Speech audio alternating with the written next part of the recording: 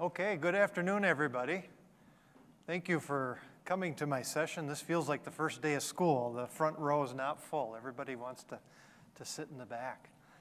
My name is Patrick Molzahn, and I am a post-secondary instructor. I teach cabinet making and millwork in Madison, Wisconsin, a one-year technical training program.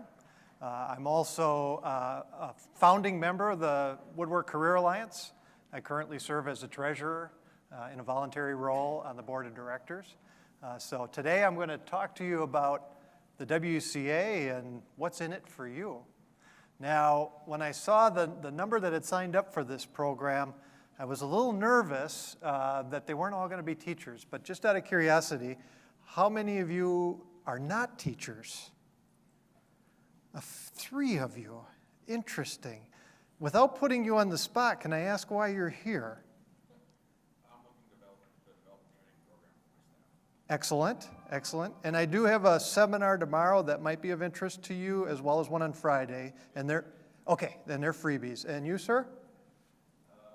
We donated leftover shop material to the local wood shop at the hospital. Yeah. And I was asked to help teach because I'm passionate about training the young ones, because they're passionate about the computers and CNC. Yeah.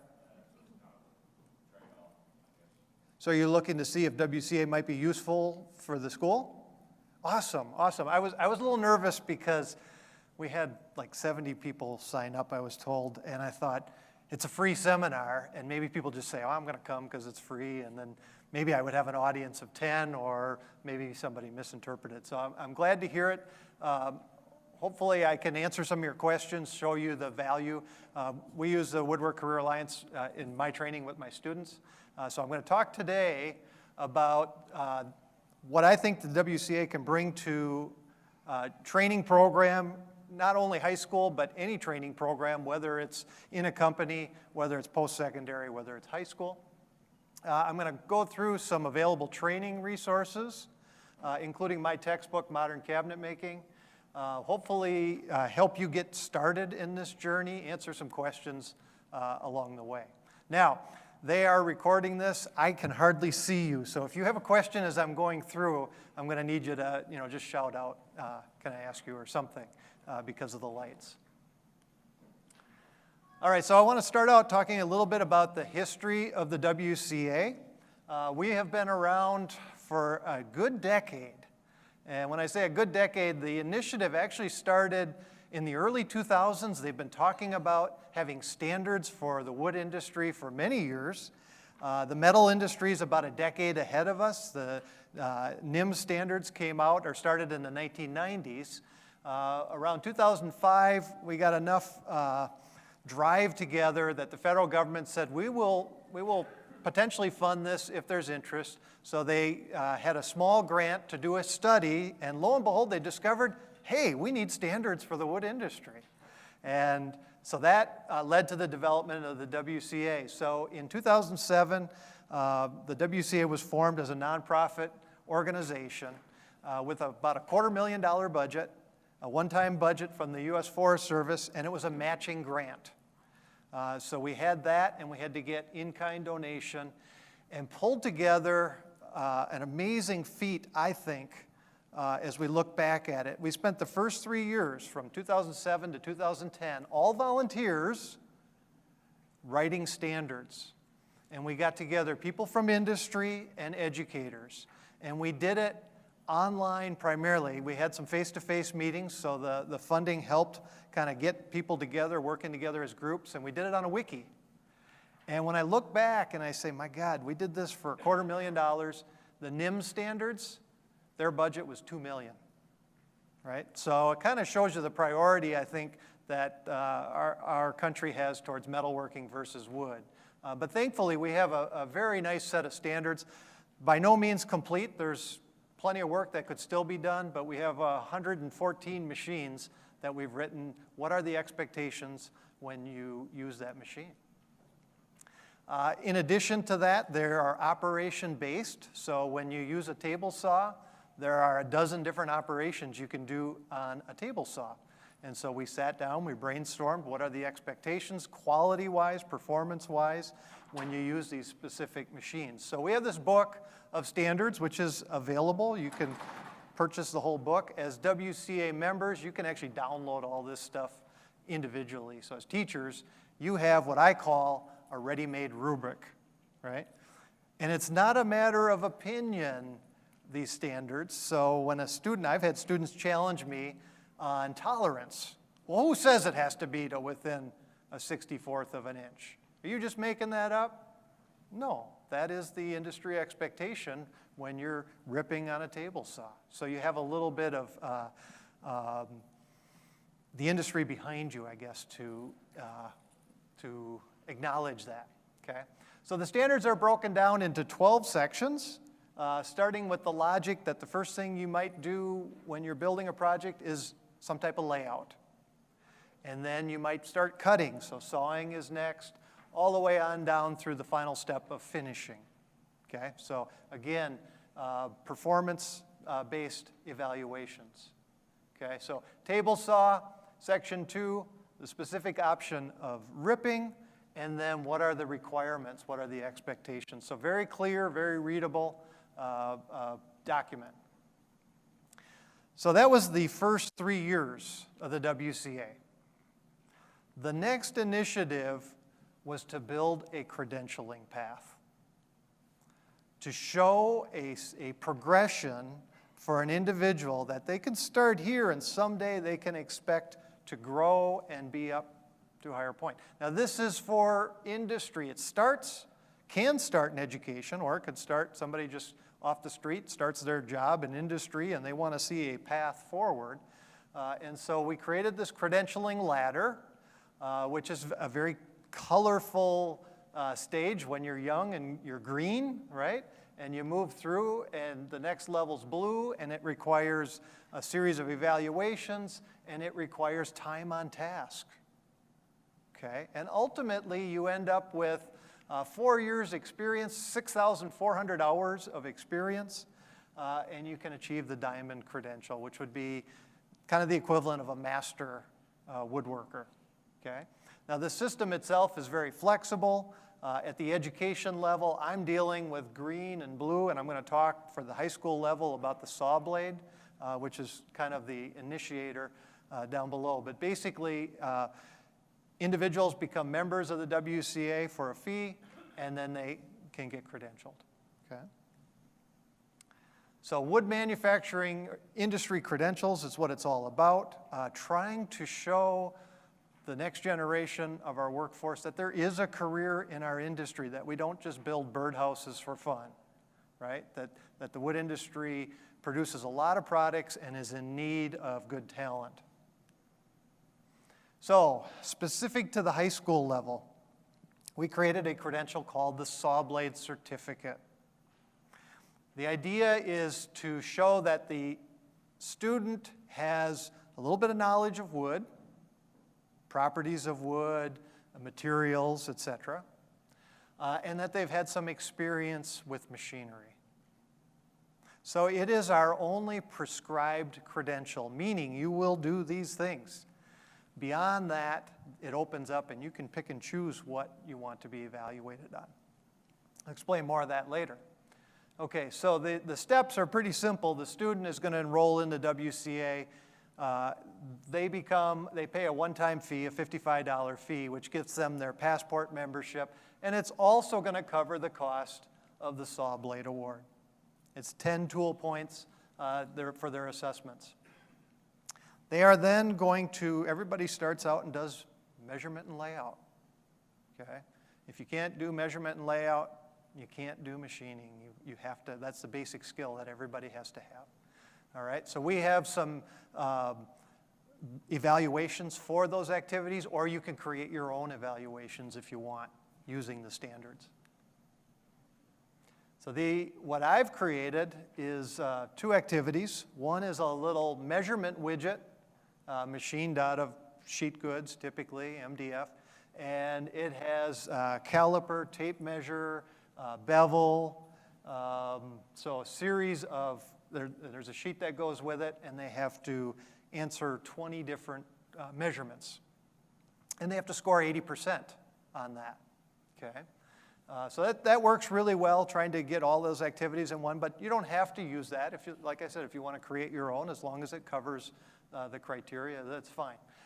My layout is a one-sheet layout that they have to do, which is done on a piece of MDF or solid stock, and they lay out a series of lines with equal spaces between them. They lay out a mortise. They lay out angles on it, okay? Generally, those activities don't take a lot of time, but they have to understand the concepts before they get to those activities. And I'm going to show you some of the training materials later that I use to get them to those concepts. So to get their certificate, they have the layout and measurement. The machine part of it is that they have to do 5 operations. The first one is on the joiner. They have to be able to edge joint. 2 operations on the table saw. They're going to rip, and they are going to do a rabbet. And the rabbet can be done with a single blade, or it can be done with a dado blade. They need to be able to sand, so using portable power sanders. And the drill press. And we've settled on these because in all the schools we've dealt with, we've got over 120 schools, everybody has these machines. They're very common machines. And so it gives the individual a little bit of breadth, shows that they have some diversity in skill set, and at the same time it's manageable, okay? So they're observed on these machines. And then finally, the written component. So the Sawblade Award is the only credential we have that has a written test at this point. It is a 40-question test, kind of a general knowledge on wood test. So a little bit about materials, some measurement questions, a little bit on machinery. This is a test that is a randomized, they go online to take it. They type in their member ID, and they take it, and it's randomized. 40 questions, they need to score 80% or better to achieve that. Once those things are done, the teacher enters into our registry, our online database, the student has completed these activities, and then that triggers a notice to our president, Scott Nelson, and he will send a skill certificate signed by him typically to the teacher, and then the teacher distributes them to the students. Now, I always tell teachers, make a big deal of this. Kids like recognition. We all like recognition. Who doesn't, right? But they like to be recognized when they achieve something. And so you can make an event out of this. Have an awards ceremony. Invite administrators. Invite guidance counselors, because oftentimes these kids are being pushed towards college when most of our occupations, they don't need to go to college. Now, there's nothing against college. I have 2 degrees, but I know that I've seen a lot of kids push towards college and end up in debt with a waste of money, and I get them back as students in my program, okay? So we need to make an awareness out there that the wood industry is a viable industry to go into. And you teachers have a huge impact. I can tell you that from both of my sons who have gone, one son who stumbled and didn't finish college and decided to become a welder, and one son that said, I'm not going to go to college, I'm going to become an electrician. And at 19, he's making over $100,000 a year. So pretty incredible what they can do. Make a big deal of this not only within your school, but also, if you have a chance, make a big deal with the media, because public perception is huge. I talk to so many people that don't have a clue about the wood industry. And I see teachers that come to the show like this for the first time, and I see their eyes popped open. I never realized all of the automation, the machinery that's part of our industry, okay? And then, if you're a WCA member, we want to make a big deal of it, so share your successes. All of the associations, we have somebody here from the KCMA, they're all struggling. Everybody out there struggling to find workers. We got 500,000 manufacturing jobs unfilled because we can't find workers. And a lot of it is the perception. Oh, I don't want to do that. That's dirty, right? Not a clue of modern manufacturing. Scott's letter will encourage the student to go further in their credentialing journey, and really the goal is that this is an industry credential, that industry is going to use this to further their workforce. So at the education level, we allow up to green and blue. Blue is the next one. So for an additional 20 more points, or typically 10 machine evaluations, and this is typically where I bring my students to. My program is about 1,000 hours long. There is an hour requirement to the green credential, 800 hours for the green credential. So my students qualify for green. I'll back up and say that the Sawblade Award does not have an hour requirement. It's very simple. If you've got a 30-hour program, if you've got a 200-hour program, as long as they can do the competencies, they can get the Sawblade. So we deliberately did not put an hour requirement because we saw a lot of variation in length of high school programs. Somebody that gets green will get a pin, a patch, and a certificate. Okay? And those are big deal. I mean, when we've studied certification, we looked at ASE. When I go get my car work done, I look at ASE and you see all the placards on the wall, and it's continuing education. Okay? And you have some confidence that they're going to take care of your car because they're trained. Blue is an additional 30 points or 15 observations. An additional 800 hours, so 1,600 total hours of experience. I occasionally will have a student come in. I'm seeing more and more of it because our high schools in Wisconsin are, the interest in WCA has grown immensely. We now have approximately 60 schools. So they're starting to feed my program, and they're coming in. Kids are already coming in with some credentials. And so that means they have some hours of experience. Maybe they've done a summer internship. And if they add up enough to 1,600 hours, I can credential them up to the blue level if they want to go there. So the whole system ultimately goes to Diamond. Diamond, as I said, 6,400 hours. That's about 4 years experience. Okay. It's a nice achievement path for anybody that wants to set their sights on that. I did it last year. I wanted to become a Diamond. I wanted to test the efficacy of the system. Spent years working on committees, developing these. Does it really work? And so I had somebody evaluate me, and I did the projects to do Diamond. And I encourage teachers. I was doing a evaluator training this morning, and I said, I encourage teachers to get credentialed. And they're like, really? We can do it? Heck yeah, you should. And the reason I say that is I had a student once say to me, well, what level are you? Well, that's a fair question. So that was part of my impetus, too, to go on and get my Diamond credential. Now, I know I'm talking to mostly educators here, but in industry, oftentimes somebody will work in a work cell and maybe not have an exposure to a large number of machines. So we created what we call the WCA Machine Specialist. We're actually working on a credential for that now, and we want industry to shape that credential. So tell us, what do you need? How can you recognize your workers? They can run around with a patch and feel very proud about what they do, and what's the right number of evaluations to get there. So we're opening that up at the show as a dialogue and kind of a beta test for that. But it all starts, they say it all starts with the passport, and it starts with what we call the passport membership. We started with a traditional book looking like a passport, and we used to stamp in there. And we didn't take long for us to realize that they have new machines coming out. What are we going to do? Are we going to sew in pages? And we've migrated away from the passport book for stamps. Everything is kept online, but it still is a nice book. So we use the book. Candidates still get the book, but basically they get a passport card, and that allows them to get into the electronic database. So everybody has that identity. So if you're a teacher and you're going to buy into the WCA, you're going to get your passport. That's a $55 one-time fee.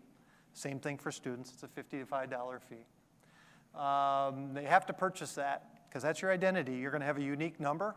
We're up to about 2,500 passport holders right now. So it's sequential and growing. And that allows you to get into the database with your official record. So everybody has their own place in our registry, their profile. They put their contact information on there. But here's the neat thing with it. The student is going to apply for a job, and they go in and they can send a transcript. They could bring their own transcript in, but they can email this transcript of what they've been evaluated on. It contains the date they were evaluated on, whether they passed or not. And so, they could show this to an employer. So instead of somebody walking in and saying, yeah, I can do this, this, and this, they have documentation that they did it in front of an accredited evaluator, so you know that at least they did it, and you assume that they could do it again, that they're competent in it, right? So it really gives them a leg up, and quite honestly, now to get into industry, if you've got a beating heart, they'll take you, right? But if you come in with something like this, they're likely going to progress a lot faster through the system. I'll just share a story of my son. I said, as an electrician, and he started out early. He did not like high school. He says that my best day of high school was the day my dad kept me home from school to re-roof the garage. He says, I learned more in that day than I learned in a semester. That planted a seed, and he got involved in the building trades programs in his high school. And as a junior, his instructor told him about a company that was a good electrical company, and that he could do a school-to-work program. So he had it figured out. His senior year, he wasn't going to do school. He was doing 5 hours a day working for this electrician. They had a construction program. They built a house. So he did 3 hours a day, and the only class he had to take was English, not his favorite class. He managed to work that out as an online class. So he's proud to say he hardly had to step foot in high school. He's not a dumb kid. And he's got two parents. His mother's got a doctorate degree. I have two secondary degrees. But he did not want to go the path of education. He loves what he's doing. He's passionate about learning. And we've connected him. And that's what we need to do. 2/3 of the jobs out there don't require a diploma, a college diploma. Okay? So if we can marry that up. So anyhow, the story I was going with Nico is he worked for this electrician the summer of between his junior and senior year. And so all those hours counted towards his apprenticeship. This kid, by the time he's 21, is going to be a journeyman electrician, assuming he passes the next 2 years. They gave him the opportunity to test out of his apprenticeship the first year. He was the first person in company history to do that, okay? Why did he do it? Not because he's a genius. He did it because he's motivated. He found a passion, and he's driven. He's studying those books. He's not a bookworm, but he does his apprenticeship, and he sees the reward. He's got a company that, he wants to be a superintendent, and the company is developing him to that end. Okay. So I digressed a little bit, but the WCA standards today, we have all of these assessments, and as I said, as teachers, I've spent 20 years teaching, and I've reinvented the wheel too much, and I hate that idea. So when you can find resources that make your life easier, I believe in sharing them, right? And so that's what I've done with a lot of my resources. So these can help for your assessments. This is all online. So as a WCA member, you will get password access to our assessment tool library. And so all of the assessment sheets can be printed out. Or you can buy them as a book if you want. When you go through training, you'll get a smaller book that's going to have all the machines that you would have in high school. Okay. What does it cost? Well, there is a cost associated with it. We've got to keep the lights on. We've got to keep the database going. But it's not onerous. Points are earned by assessments. And so the typical assessment is going to assess, we have a level 1 and a level 2. A level 1 I like to describe as the board pusher. Somebody set up the machine for the individual and they just push the board through. Kind of makes me sick as an educator because that's not what it's about. But what we did find in industry is that there are a lot of positions where that's what they're expected to do. They don't want them to touch the machine. They don't want them to make adjustments. They just want to make sure that they're pushing product through and they know the safety protocol. So we have level 1, and then level 2 is what we would call a machine operator that does make those adjustments. And that's what we teach to, right? When you may be starting out in high school, maybe the first couple of years, maybe they're not making a lot of adjustments, but ultimately if somebody's going to operate a machine, you want them to know those adjustments, right? So it takes 2 points to earn a level 2 assessment, okay? Again, the Sawblade, you're going to do it in high school. The fee is going to be $55 per student. You don't have to test every student, okay? I do offer the Sawblade to my students. Everybody gets it. It's part of my curriculum. So if they pass the first semester of instruction, they've gotten the Sawblade. And then I encourage my students are all going into industry. I encourage them, hey, there's an extra feather in your cap if you want to go on to green. It's going to cost you a little bit of money, but this is going to help you, okay? And so I don't have 100% participation, and that's okay. I don't want 100%. I want those that have the drive and desire for it. So there's some skin in the game, and I typically try to make that a little bit easier for them. I have a fund, and I'll fund 50% or let them work it off, okay? Now, the Sawblade for high schools, a lot of times that money can come from Perkins. As I said earlier, in Wisconsin, we have the largest number of schools. And the reason for that is they passed a law a few years ago called Act 59, where for every industry credential, recognized industry credential that they issued, they would give $1,000 to the school. So for every student that got an industry credential. So if you have 10 students, they would give the school $10,000. So that gave a lot of incentive for our high school teachers to buy in. And so we've been able to train more for that. But I know people that are using Perkins money for this, okay? So again, green is going to cost a little bit, blue out of the realm, but just an awareness of the costs, okay? The next thing I want to talk about is the education membership. We created an education membership for schools. We also have one for industry called the manufacturing membership. They're both the same price. They're $250 a year. And it has some tangible benefits for schools. So you will get, if you sign up for this, and you sign up, every year you have to sign up and register, request the benefits. Quick Screws will send you a $50 coupon for their screws. Okay. Fine Woodworking, Fine Home Building, Taunton Press gives digital access to their sites. You get the login and you're able to get in. Veneer, Franklin Adhesives sends 2 gallons of glue.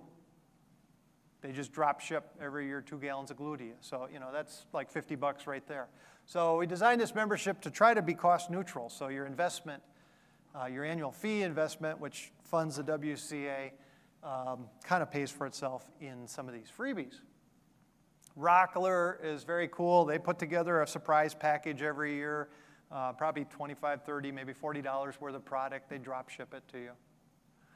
Bessie Clamps gives a 40% discount, which is a huge discount. Styles Education will allow you to take 1 class for free. You got to get yourself there, but Styles has like 5 sites in the U.S., right? Grand Rapids, High Point, California, Texas, and I'm blanking on, I think they have one more site. Sorry? The Mill. The Mill, yes, that's right. So that's a great thing. I mean, I'm looking at a class that I'm trying to get in August. I'm on the waiting list for, but it's like $1,800 and no charge. I got to get myself there to Grand Rapids, but it's awesome. Another huge thing, you're at the trade show.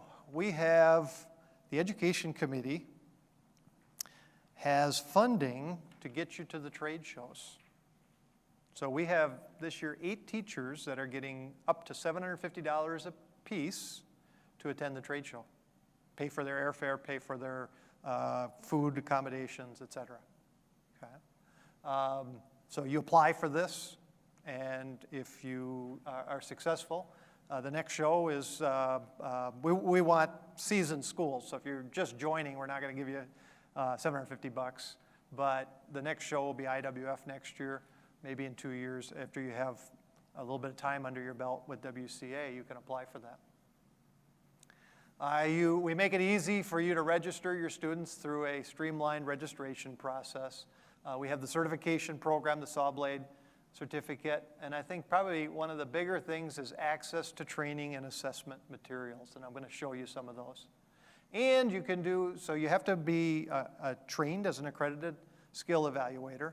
It's typically a 4-hour training. We do it here at the show. I did one this morning. There'll be a couple other opportunities at the show. Or in your region.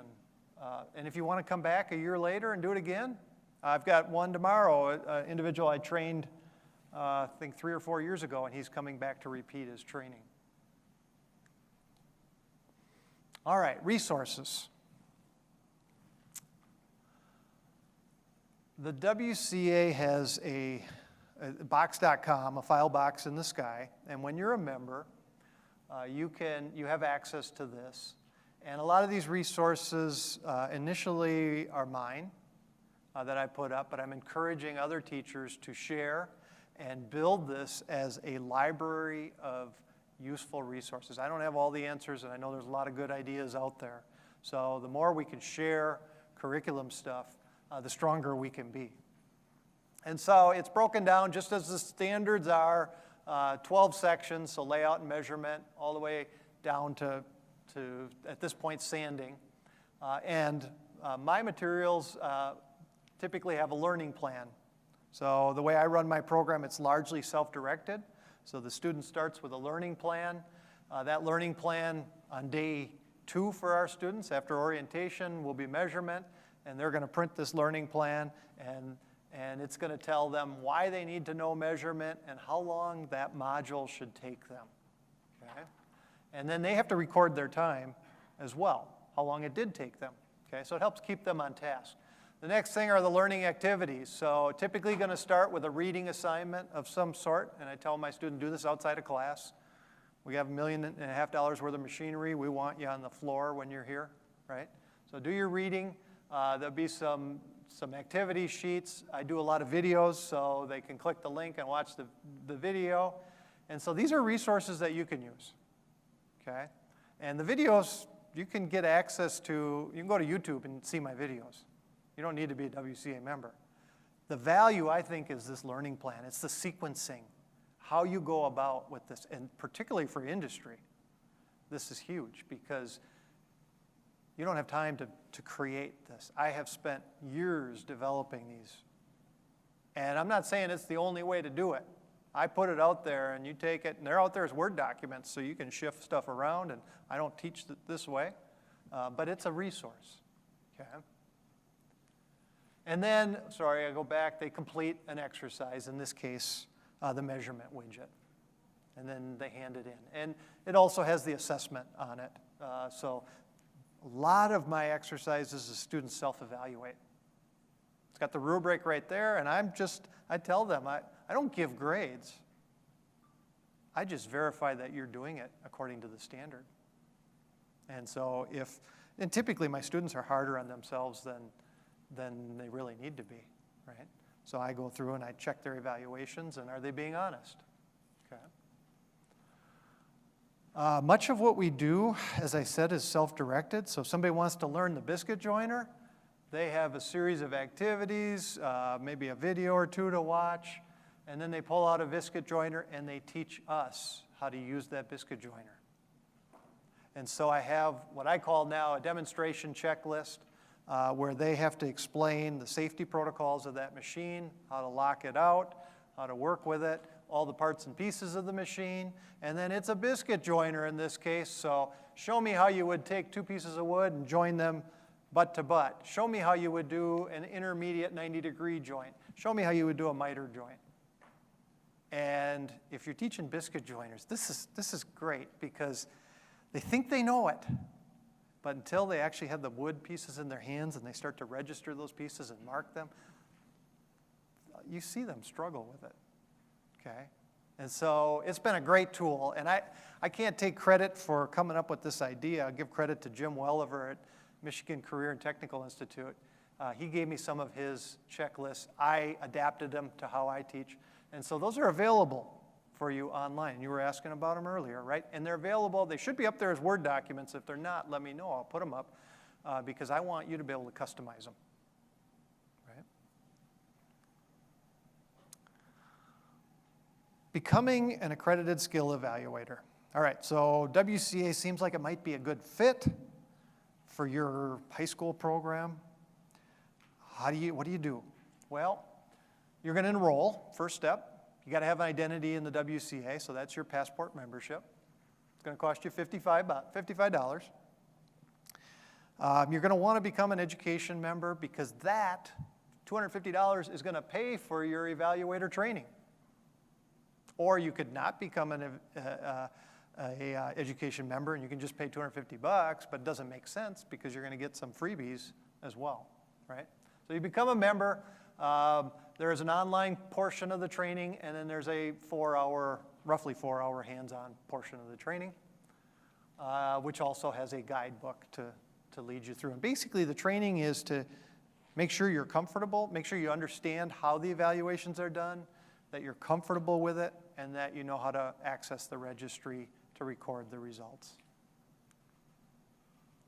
This slide is a little old, dates back to 2018, but it shows where our evaluators are situated. So at that point, I think it was 18 states. Now I believe it's 23 states. These are just the evaluators. We have 2,500 passport holders. So maybe 10% of that are evaluators. Okay. Now I know it's old because I've trained in Wisconsin, I've trained over 20 in the past year or so. We overtook California. Anybody from California here? We overtook you guys. I know it's not going to last long because you're going to end up getting a lot more teachers, but I have a little pride to say that Wisconsin right now has the most evaluators. We've had the incentive to do it, but I know a lot of areas we're seeing, California especially, a lot of interest. Okay. And we have some in Canada too. All right, assessing students. How am I going to fit all this in my curriculum? I've already got too much to do. Okay. Integrate it into your curriculum. Yeah, it takes a little bit of work. I won't lie about that. But what I'll say is I do the Sawblade with my first semester students. I observe them day in, day out in class. I know that they know how to select blades for table saw, properly install it. They've made their mistakes, but by the end of the semester, I know they're competent in that. And then they have their exercises that I watch them do to show that they can produce to the quality required. So that's how I do my Sawblade with my students. At the end of the semester, they've always qualified. If they pass the course, they have met the competencies. Okay. My higher level, when I get to the green and the blue, I set aside some Fridays, and students have to sign up, and I stagger them, and I can evaluate 2 students at a time. And the deal with the evaluations is I need to watch them as they're physically doing the operation. I don't need to watch the setup end of it because I know they already have done that. Okay, so I'll tell them I'm going to be, when you're ready, you call me over. And you have a 4-hour window to complete the set evaluations. And then I'll observe them. And then I examine the process. So here I am giving some feedback to a student on, probably the joiner operation. Okay. But it works pretty well. It takes a little bit of time, but it works pretty fluidly. And I want to say one more thing about the evaluations. This is something I normally cover in my training, but I always say make the evaluation meaningful. So it's not a matter of just going up to the saw and pushing a board through. I tell my students, I'm going to play with that saw. not going to do anything that's going to endanger you, but don't expect that that blade is going to be perfect, or the right blade is going to be there, or the fence is going to be calibrated correctly. I want them to think their way through. So they know something's up. Don't tell them what, but I'll usually tweak the machines a little bit, okay? So that afterward, they have a sense of accomplishment. If you walked into any shop, they should be able to analyze that machine, check it, and run their part and get the expected results. Okay, now I want to talk about shameless self-promotion, I guess, but modern cabinet making. If you're looking for a textbook, modern cabinet making, I believe, is what I like to call it the last good book out there. Okay, all the great textbooks have gone out of print, and I was invited to or hired to revise modern cabinet making in 2016. Actually, a little bit prior to that, but this came out in 2016. And I can tell you, I've got 1,500 hours of my time into it, and the publisher said to me there were over 700 black and white photos in this book. It had last been revised in 2005, and then I don't think the author did much. And the publisher said there will not be black and white photos. So I replaced all those. I did a lot of work to it. It's still not perfect in my mind's eye, but it's a darn good resource, put it that way.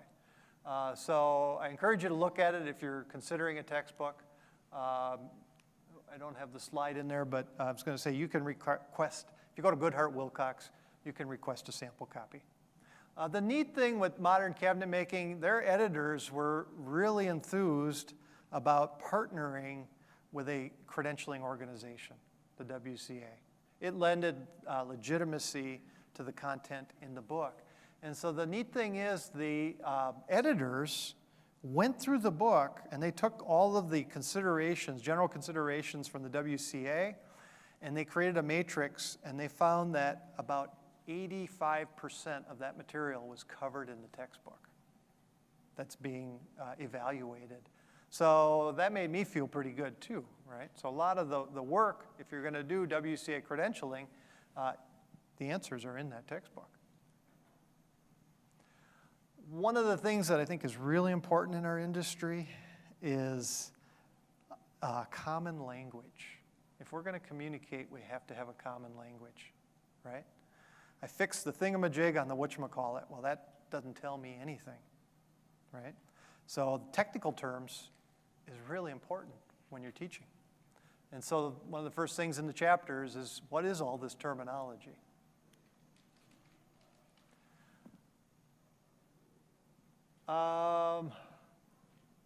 Installation.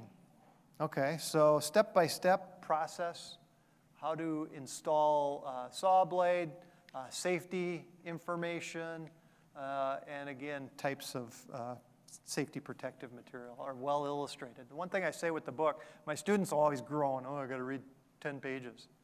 Yeah, well, 50% of it's photos. Pay attention to the captions too, because there's a lot of good information in those captions. Okay. Maintenance is huge. Our most valuable course, machine maintenance. I just did a machine maintenance course for high school teachers. They loved it. They were like, we never get this information, right? So that's a big component in the textbook. They wanted a green feature, so there's green applications, I guess, for every chapter. So that can be kind of an interesting thing. Descriptions of processes. So we talk about ripping. What is ripping? Some nice additional material, how to make push sticks, good illustrations. Summary, probably the most important thing, and I tell my students this, you're going to read the chapter. Read the summary first, then read the chapter. So, Goodhart Wilcox, I think, does, in all their textbooks, has an excellent structure, and the summary is usually very, very well done. I forget what they call them now. The idea was to integrate math and language skills into your instruction. What is a Common Core? Is that good, bad? I know at the time I was writing this textbook, Common Core was like the hot button. Oh, we got to have Common Core. We got to have Common Core. And, you know, darn thing, everything we do in woodworking is math. I ask my students, do you like math? No. You like woodworking? Yeah. Everything you do is math. Okay. So when I was writing this, my revision, the publisher said, we need Common Core. We need a math question. We need a reading question for every chapter. And I scratched my head. I'm not a high school educator. I'm not a trained educator. I'm an architect by training. So I had to develop these activities, and I have to say it's one of the things that I'm more proud of in the text because it really shows the application. What's the rim speed on a table saw blade? How do you calculate that? You can kind of capture kids' interest. Well, that's really cool. That thing's moving at 101 miles an hour, right? So those activities, if they're useful, are in the textbook. Test your knowledge questions. That can help develop tests. One of the things that I'm a firm believer is it's not my way or the highway. So whenever possible, you try to show as many different approaches as are possible. So narrow stock ripping, there's two ways to do it. There's pros and cons to both, okay? So I show that in the text. You can start today. If I've captured your desire, if the WCA seems like something that you want to do, you can join today. Go to the website, woodworkcareer.org. Start your passport membership. It's a good time to do it. If you got time at the show, we can get you trained as an evaluator. But your school year is starting. So good time to look at the resources and figure out how to integrate them. All right, so it's a nonprofit organization. I'm a volunteer. None of us are getting rich off of this, but we do need to keep the lights on, and that's what the memberships and the credentialing funds. The database is huge, trying to get that together and keep that going, the servers, everything else costs money. So we have a board of directors. Like I said, I've been on the board since the initiation in 2007. I currently serve as the treasurer of the organization, so I know where the funding goes. Okay? So in summary today, I've tried to show you the value proposition, what the WCA, what it's about, what it can bring to a high school woodworking, wood manufacturing program. Show you some of the resources that are out there. Again, I've gone to the School of Hard Knocks. I developed a lot of these. I have had some good people share stuff in their life with me, and that's why I am kind of an open book in terms of sharing. If I have resources that can make the industry better, make your life better, I'm not going to cubbyhole them. I want them out there. Yes, sir. Do you need to be a member for me to share those? There's a little bit of proprietary part in terms of joining the WCA gets access to all this, and we do want to encourage that. If you have something specific, if you're a high school teacher and you say, I'm really struggling with, this machine, do you have any resources? I have a kind heart. If you're a high school teacher that says, send me everything you got, I'm going to say join the WCA and access the resources that way, okay? Because we want the organization to be strong. And yeah, go to my YouTube site. I got 50-some videos on there. You can access those. If I have a checklist that can help you, I'll share that with you. But I'm not going to send you a USB full of my curriculum. Okay. At this point, we do have time for questions. But I just want to say, AWFS always says to their speakers, we want you to have a bullet list. What's your action plan? And my action plan for you is, if this is a good fit, and I think it is for a lot of high schools, and hopefully you have some industry support. The best school programs are those that your kids have to have a place to go. If they're going to go into the industry, what's your employer base? If you don't have an employer base, you're probably not fitting a need in your region. That doesn't mean that you don't have a purpose. I think woodworking is a way to teach life skills, measurement skills, a lot of things. Process skills is huge, okay? But the best programs succeed when you have a partnership between employers and the high school teacher. And maybe, just maybe, I mean, that employer is probably hungry for workers. Maybe they can kick in some of the money, the funding, to help you get this kick started. And more importantly, get them to open your doors and have tours so that these kids can see, wow, that's what they do. That's really cool. I want to do that, okay? So if it's a good fit, don't wait. Join. I see schools that join. It takes probably a couple years to kind of get the wheels rolling. So I wouldn't expect in the first year that necessarily you're evaluating students, but you got to start somewhere, okay? Get to a training, and then as soon as you can, start credentialing those students, okay? So, yes? Question over here. Can you tell me a little bit more about the way that things are recorded? You mentioned that the teacher can check things off or whatever. The kids go online, they're like, okay, I want to work on these things, and they check them off as they record their hours, or how? Yeah, how does that all work? So the question is, how do we record all the results in the database, and what's the paperwork end of it, okay? And so I'll tell you what, first of all, we do have the online registry, and that's where the results are officially recorded, and the teacher will record those results in that registry. But let me back up a step and say that the way I work with my students and the way I encourage others is we have the checklist. The assessment, the WCA assessment, table saw ripping, and so it's a one-pager, and it has all the criteria on it. You can get that electronically, download, or you can take the book and photocopy it, whatever. I put that on a LMS, learning management system for my students. They download it. They put together a whole packet of the machines, and I have a prescriptive protocol. We're going to do in this order. To keep it efficient, we're going to do these machines in this order, right? And so they get their packet together, they fill out their name, and they give that to me. And I say, before you give that to me, make sure you read those. A lot of information on there, general considerations, the specific tolerances, everything. So, and for my students, it's a refresher because they may have covered table saw 7 months before. And so by rereading that, it re-triggers stuff. But anyhow, that packet is going to come to me. And when they're being assessed, they don't see the packet, and I've got a clipboard, and I'm marking it off on that sheet. Okay? Now, our dream was to go with an iPad app.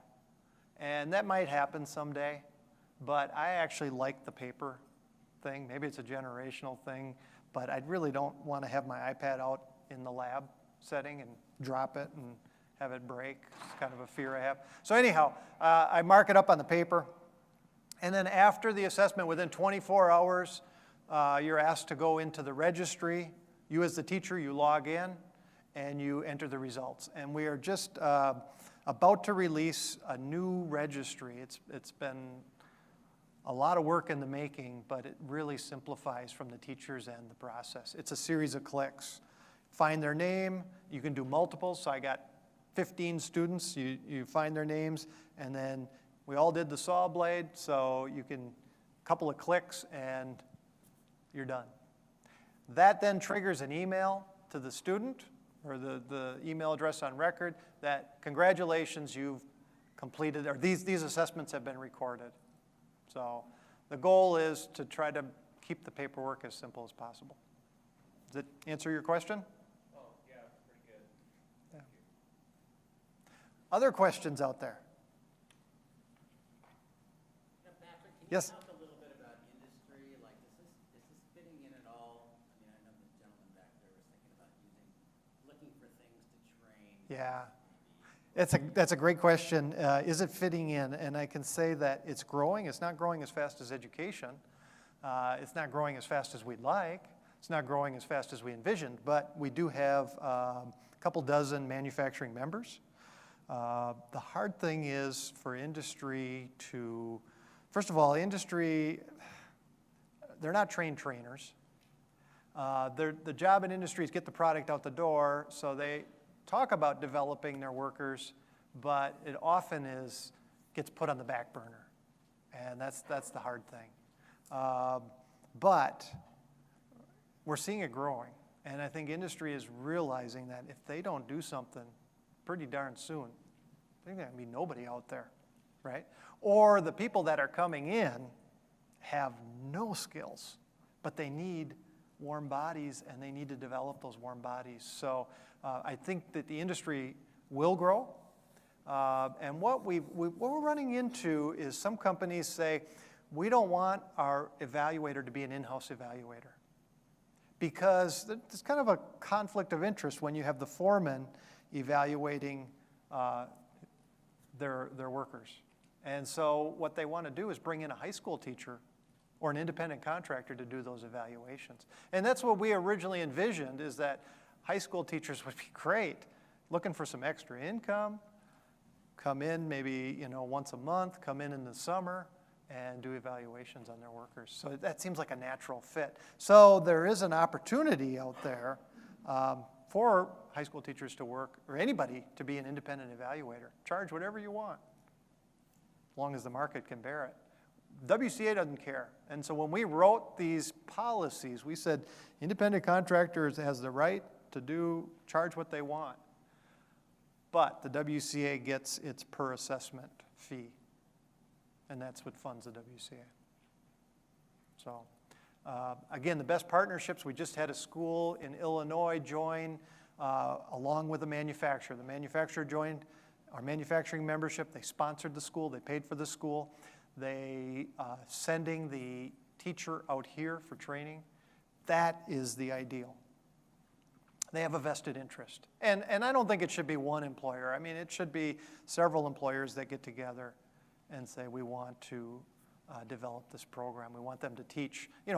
As a technical college program, we have an advisory committee. We're required to have that committee meet at least once a year, and they kind of set the expectations, which machines we should be teaching. And so there's that feedback loop that is critical so that what we're doing is relevant to what they're producing. So, great question. Other questions out there? Yes, sir.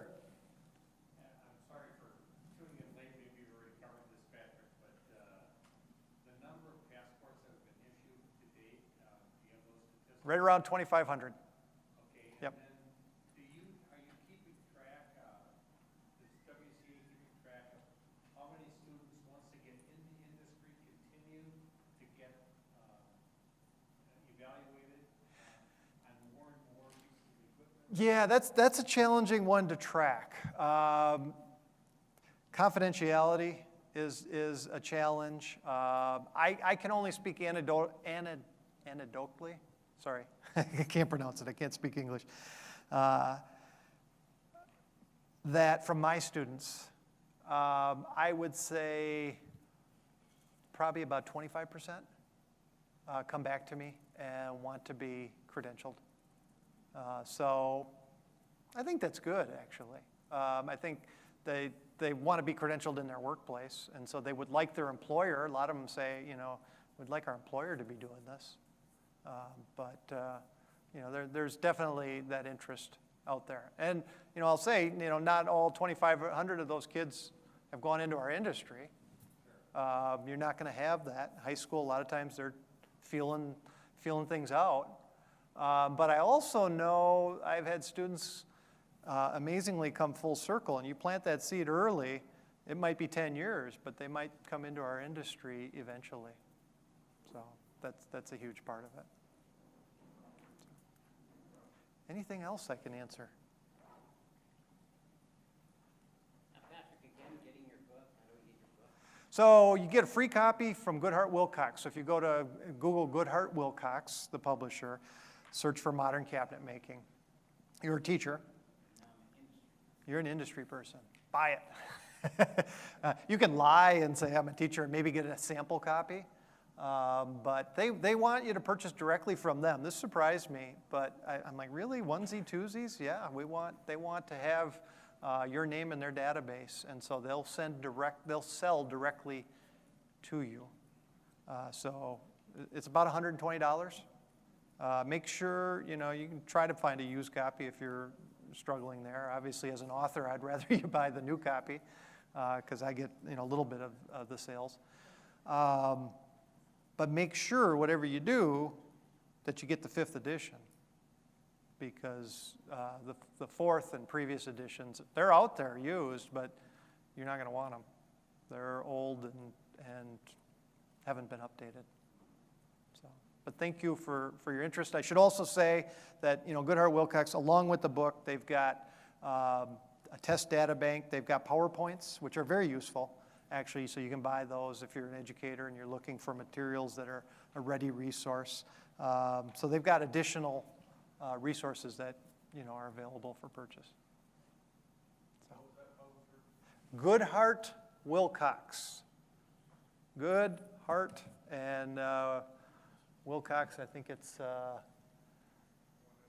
you know what, I embarrassingly can't say, but what I would recommend is G-W Modern Cabinet Making. Google that, you'll find it. It's out there. Yep.